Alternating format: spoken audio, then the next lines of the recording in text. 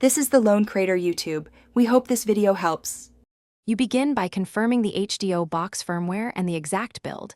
This matters because subtitle handling changed across versions.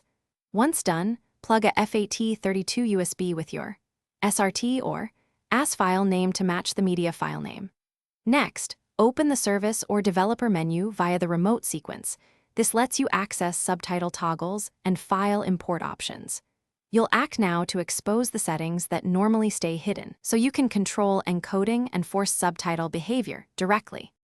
Once the file is on USB and the Hdo sees the drive, navigate to the media player and load the video, then choose the external subtitle option and pick your file.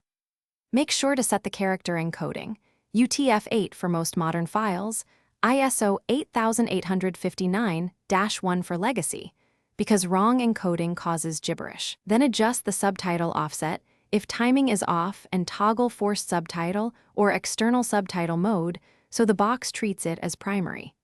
You finish by saving the subtitle settings and rebooting the Hdo box to clear caches, then test across several videos and language tracks to confirm stability.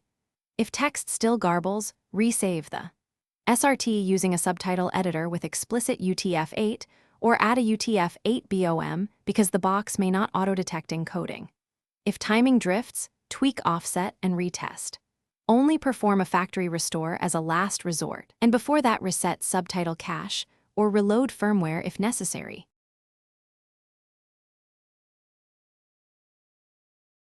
Thanks for watching. Consider subscribing if we helped you.